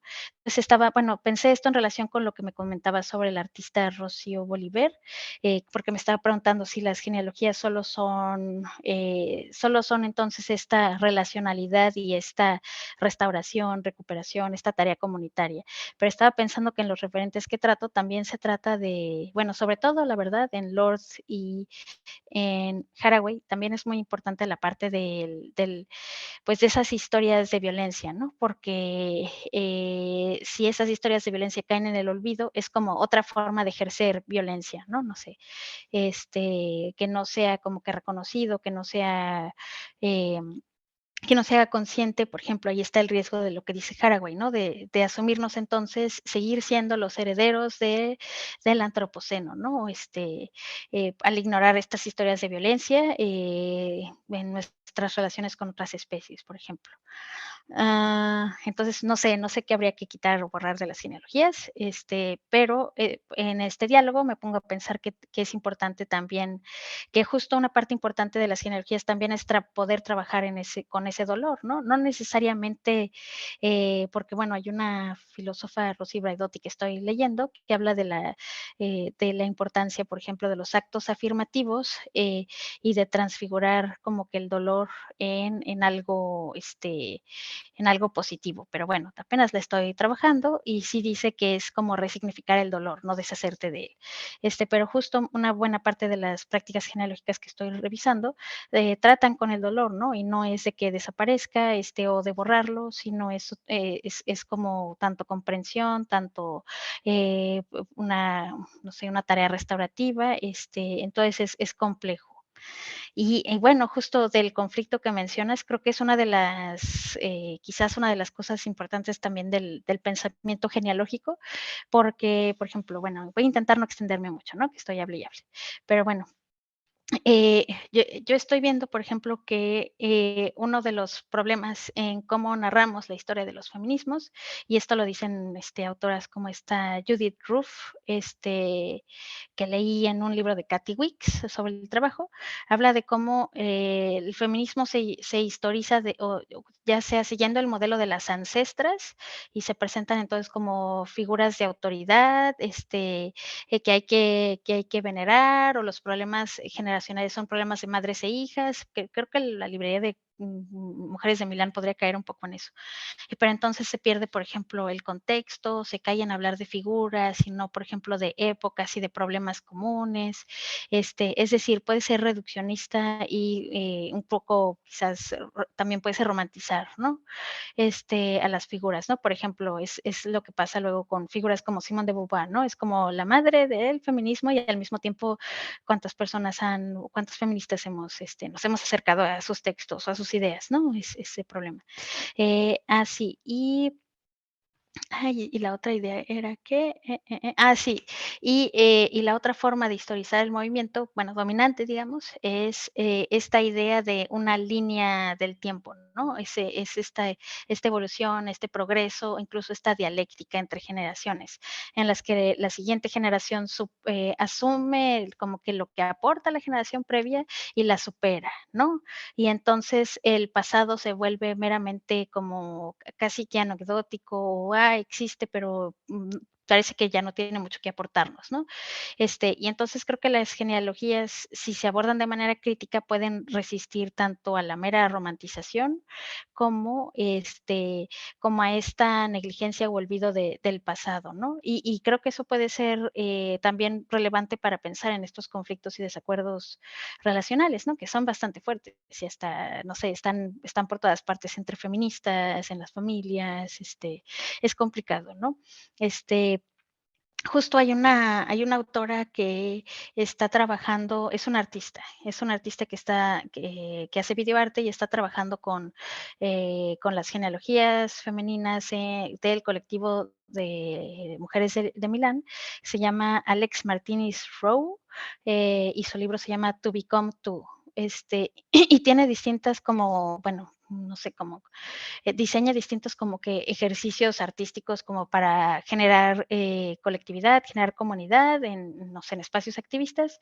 Eh, y también ella habla de que, no sé, ella intenta recuperar el feminismo de la diferencia, diciendo que justo eran formas de hacer política en las que no se asumía una mismidad, ¿no? Ya sea de identidad o de ideas, ¿no? Sino que se trataba de como de explorar esas diferencias, ¿no? De partir de esas diferencias. Y creo que también es algo interesante de las 3 referencias que escogí, que todas parten de una idea como de multiplicidad y diferencias, ¿no? Y no de mismidad, unicidad, esencia.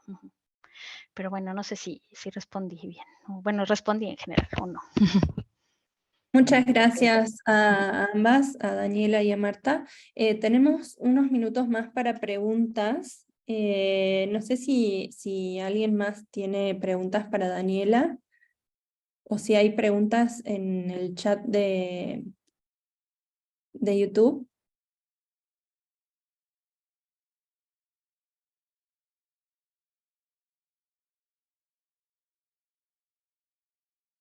Sí, Renata. Bueno, si no hay nadie que haya levantado la mano, puedo darle la palabra primero a alguien, pero creo que no hay, ¿verdad? No, y si no hay nadie más, a mí también me gustaría hacer una pregunta luego.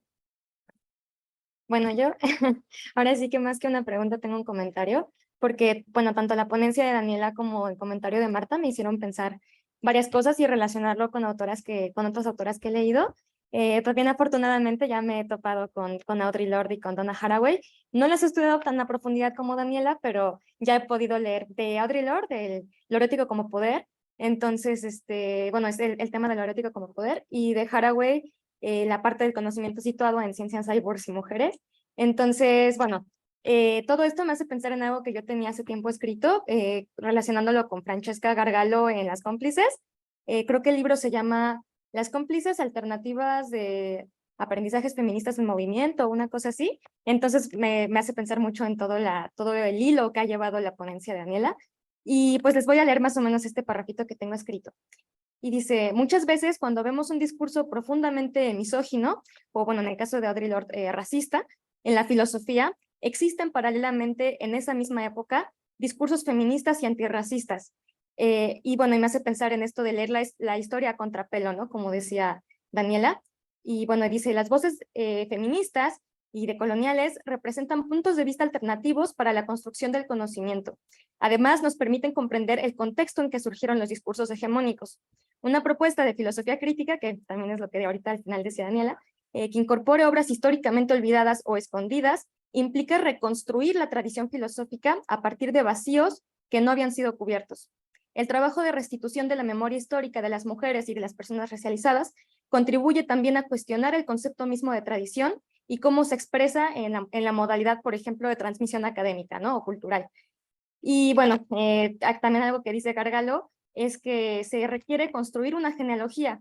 Esto no lo dice Gargalo, más bien esto yo lo retomé de mi profesora Maite Muñoz de la carrera, que ella decía, se requiere construir una genealogía, tener una base de conocimiento histórico y sus referentes filosóficos, políticos y literarios, como ahorita nos recordaba Marta, para reconocer de dónde partimos y hacia dónde vamos.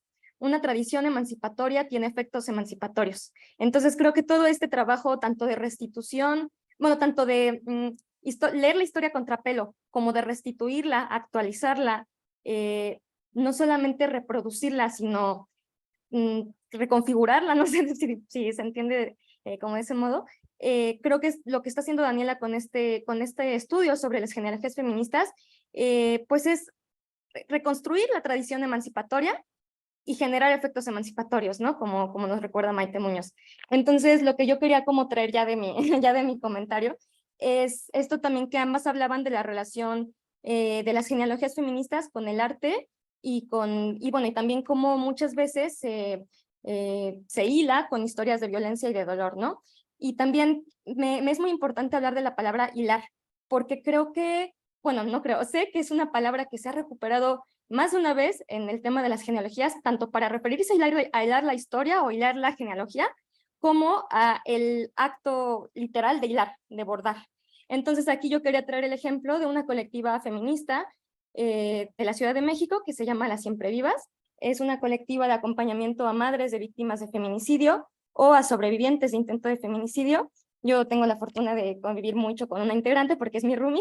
Entonces, bueno, he estado cerca de su trabajo, he podido presenciarlo, y para mí es muy importante relacionarlo con esto, hilarlo con esto, porque ellas lo que dicen es, no solamente están recuperando mediante el bordado las historias de las hijas, las historias que no fueron contadas, recuperando su memoria, recuperando su vida, recuperando lo que les gustaba, lo que ellas eran, y construyendo una perspectiva alternativa a la que, por ejemplo, los medios de comunicación han dicho, porque entre los casos que han acompañado está el caso de Lesbi Berlín Osorio. Entonces, bueno, todas sabemos que el caso de Lesbi fue muy mediático y empezó con una serie de revictimizaciones, de más violencias, ¿no? Tanto para ella como para su madre, Araceli Osorio.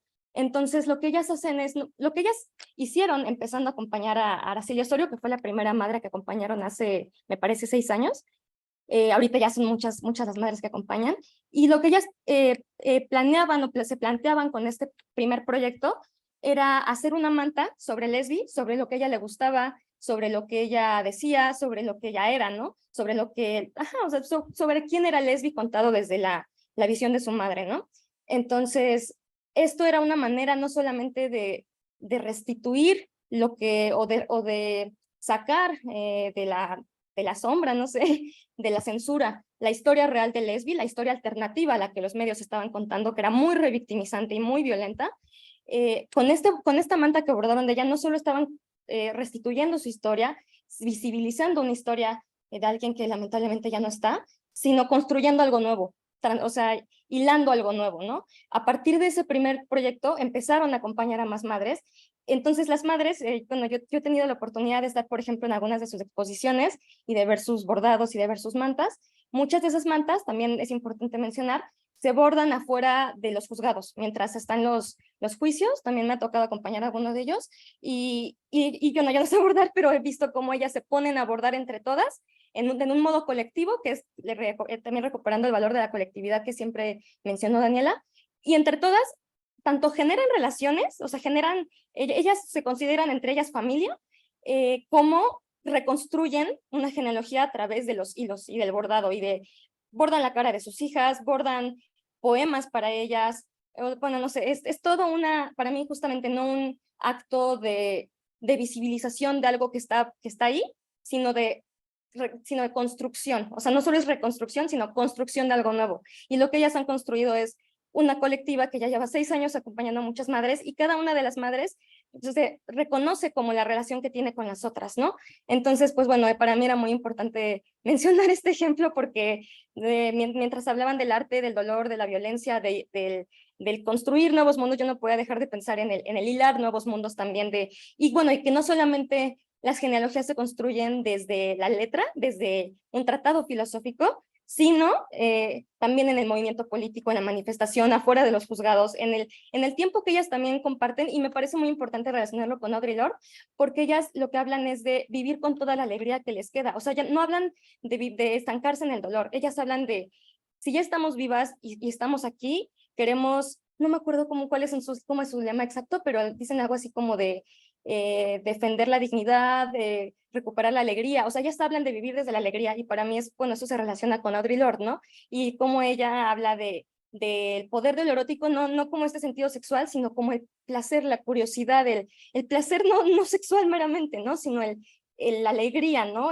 Entonces, esto de que ellas hacen de no solamente hilar, sino compartir esos momentos, conocerse entre ellas porque han sido horas y horas las que han pasado juntas, para mí también es un modo de construir genealogía, entonces lo quería traer a colación. Y finalmente, pues decir que coincido por completo contigo, Daniela, agradecerte mucho por tu trabajo, con esto de que pues la filosofía crítica, feminista, decolonial, nos permite entender qué cambios estamos atravesando y que son cambios que a veces por estarlos viviendo no podemos como que entender en perspectiva, ¿no? Entonces siento que esta filosofía crítica decolonial feminista nos ayuda a tanto aprender como a desaprender lo que se nos ha impuesto y lo que nos ha heredado la sociedad patriarcal, ¿no?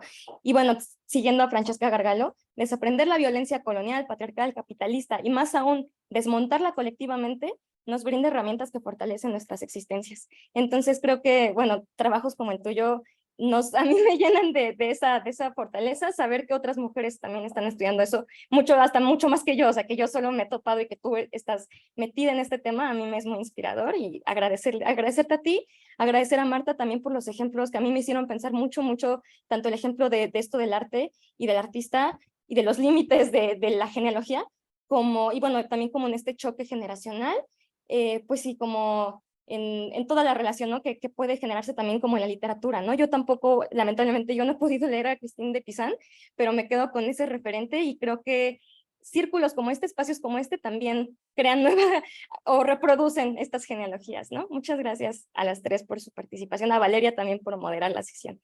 Y bueno, si alguien tiene más preguntas, ahora sí que te dejo la palabra, Valeria. No sé si quieres comentar algo, Daniela, sobre la intervención de Renata.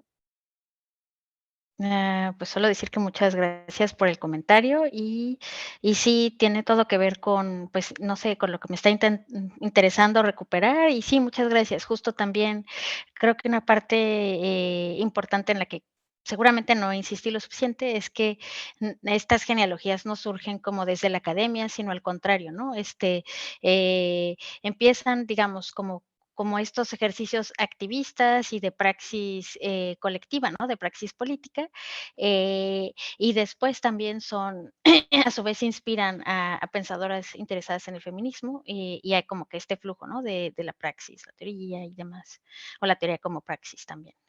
Pero sí, es muy importante. Yo también pensaba como que bueno, los colectivos de bordamos feminicidios, y en el bordado, ¿no? El bordado, como dices también, la figura del tejido y de hilar también ha sido muy relacionada con las genealogías. También esta Haraway también la retoma, ¿no? Cuando está hablando en el libro de Seguir con el problema, en el capítulo de algo de las en el que discute, digamos, las obras artísticas que permitan seguir con el problema.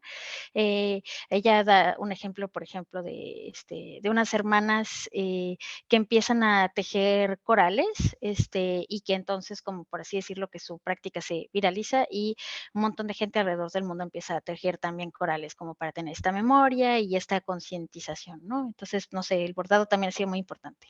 Y muchas gracias por el comentario, fue muy, muy interesante. Muchas gracias. Bueno, sigue abierto el espacio para preguntas. Les pido que levanten la mano o prendan sus cámaras y si no también pueden hacer las preguntas por el chat y podemos leerlas. Mientras se animan a hacer preguntas, hago la mía. Bueno, primero, obviamente, agradecerles a Daniela por la exposición que estuvo maravillosa y a Marta por su comentario y a Renata también por su intervención de recién. Yo también estoy anotando todo lo que escucho, sobre todo de las performances y estas artistas que no conozco y que me interesa mucho ver sus obras. Y mi pregunta, comentario, quería en realidad pedir tu opinión sobre un tema, porque a mí el tema de tu conferencia me interesa desde dos ámbitos diferentes. Por un lado, porque yo me dedico a la filosofía antigua, pero siempre desde una mirada post-estructuralista. Entonces sí he trabajado con el concepto de genealogía, Foucaultiano, también con la idea con el concepto de rizoma de Deleuze, y finalmente, después de mi doctorado, después también de ser madre, que eso como que a mí me cambió un poco de perspectiva porque el hecho de pasar por el dispositivo obstétrico también me hizo despertar a un mundo de violencia que quizás yo no, si bien siempre me consideré feminista, nunca había sentido en el cuerpo la violencia y sobre todo con toda la experiencia de la maternidad. Entonces comencé a trabajar retóricas de lo femenino y en particular retóricas de lo materno en la Grecia antigua. Y leo muchas autoras que hacen genealogía, como Nicole Loro, por ejemplo, como Julia Sisa, que aunque desde otro lugar también hace una suerte de genealogía, en el sentido de que resignifican ese pasado que por una cuestión inevitable siempre está permeado por una voz masculina. Entonces todo lo que podemos saber sobre las mujeres, salvo algunas excepciones, todo lo que podemos saber sobre las mujeres, sobre las prácticas que en ese momento estaban asignadas al ámbito de lo femenino, como el tejido, como la partería, todo nos viene a través de voces masculinas.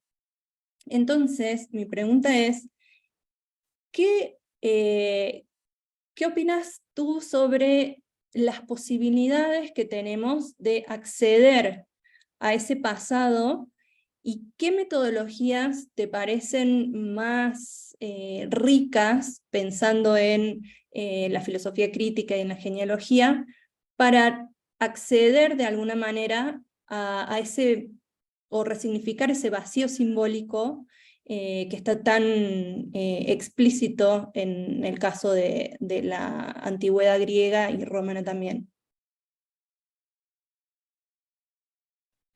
Ok. Es una pregunta compleja, pensando en que tanto quizás el pensamiento más postestructuralista como de la antigüedad no me son tan familiares, es decir, hasta cierto punto sí, pero hasta cierto punto no. Eh, pero bueno, no sé, aquí estaba pensando quizás en, no sé, en algún momento me acordé de esta idea de, por ejemplo, de traducción cultural, que no sé si sea pertinente en este momento, pero no sé, en esta cuestión de cómo acceder a ese pasado, ¿no? Y pensé en la traducción, ¿no? Que te dicen, bueno, depende de qué quieres hacer, para qué quieres recuperar, o para qué quieres traducir ese texto y a quién va dirigido y qué quieres hacer con eso, ¿no?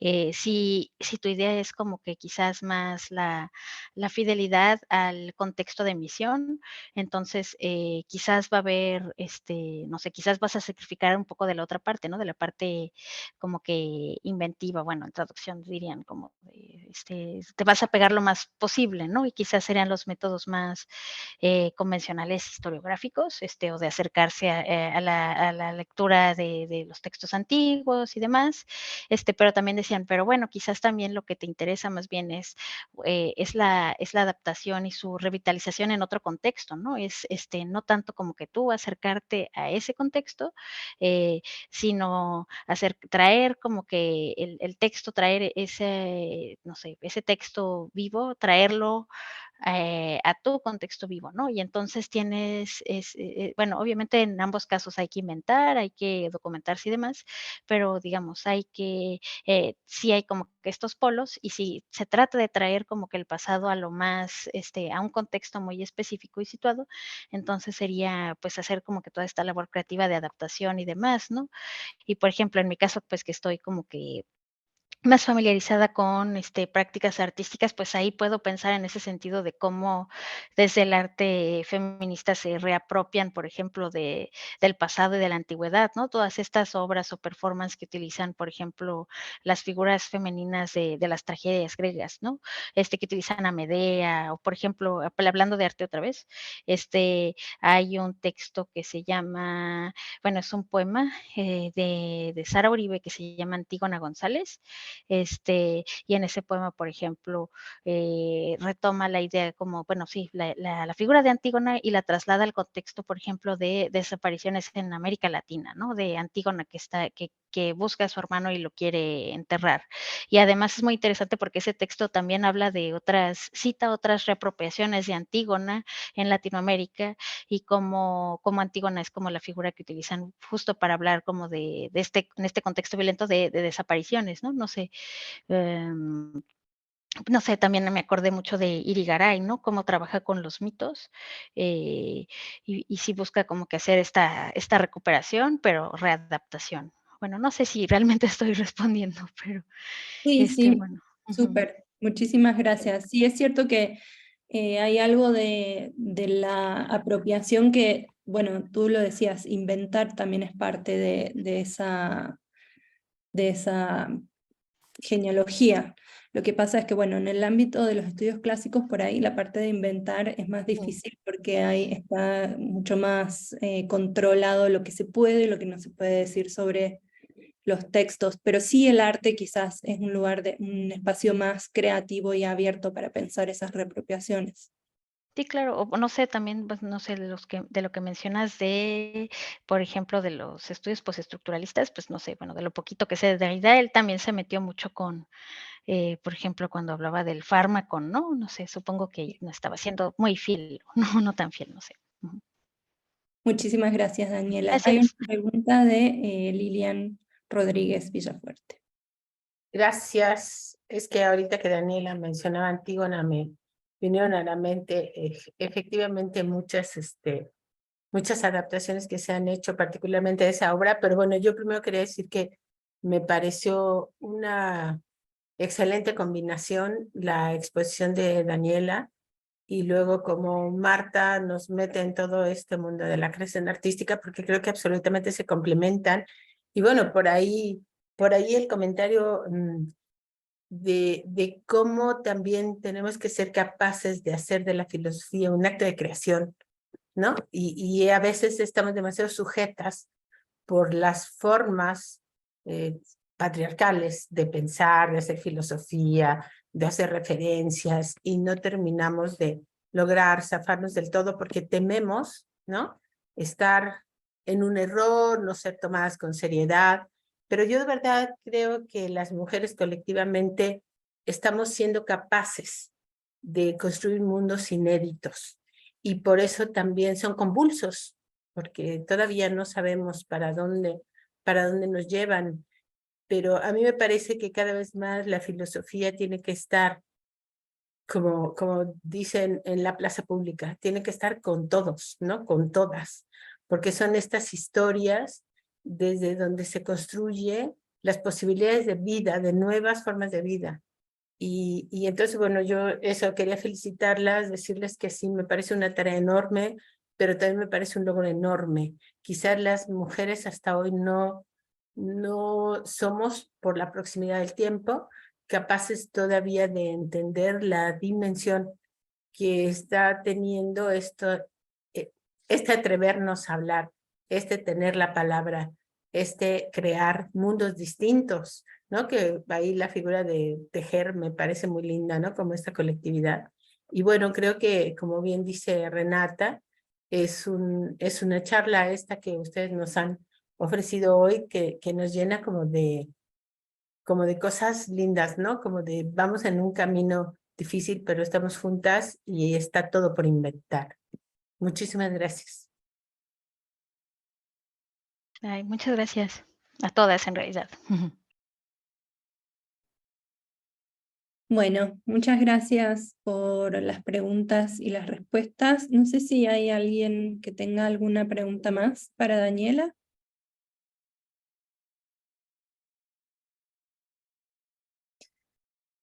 No sé, Renata, si hay preguntas en el chat de YouTube, porque yo no veo ninguna, pero quizás estoy mal.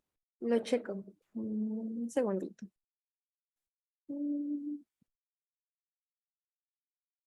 No, más bien mandan corazoncitos y, y emoticones bonitos, pero no, ahorita no hay preguntas. Ok. Bueno, si no hay más preguntas, entonces damos por finalizada la sesión. De nuevo, muchísimas gracias a Daniela y a Marta, y nos vemos en la próxima sesión. No sé, Renata, si quieres hacer algún cierre y hacer algún aviso de la próxima sesión.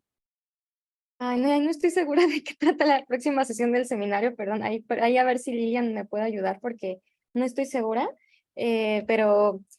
Ahorita lo rastreo y les digo para que podamos anunciarlo Sí. debidamente. Esperen un momento. Muchas gracias, Lilian, yo también estoy checando. Pero bueno, también quería decirles que a nombre de la línea de feminismos, ahí en el Seminario Permanente de 2023, les agradecemos mucho a las tres, a Daniela por su ponencia tan valiosa, a Marta por sus comentarios también tan atinados y que también siento que justo no solo recuperan de lo que aportó Daniela, sino que construyen más, ¿no? Siento que fue una sesión muy fructífera porque todas pudieron aportar sus propios saberes y yo me siento muy afortunada de estar aquí presente. También te quería comentar, Daniela, que supe que diste clase, me parece, de este tema en filosofía y letras. No pude ir porque tenía otro compromiso en ese horario, pero me fue para mí muy valioso poder estar aquí y escucharte decir como esta síntesis de lo que diste tu curso, me parece. Y bueno, muchas gracias también a Marta, muchas gracias a Valeria por la moderación. Y ahora sí les puedo dar la información. Para el 15 de junio, o sea, nuestra siguiente sesión es hasta dentro de 15 días, y va a estar Sayak Valencia hablando del tema del neoliberalismo. Entonces están cordialmente invitadas. Y también invitarles a checar todas las siguientes sesiones de la línea de neoliberalismo. Son varias líneas las que estamos tratando en este seminario permanente y pues agradecerles por ser parte de esta línea de feminismos y estudios de género. Muchas gracias a las tres y a quienes estuvieron también presentes en YouTube. Muchas gracias a todas, saludos a todas. Buena tarde, hasta luego. Bye bye. Gracias, hasta luego. Gracias a todas.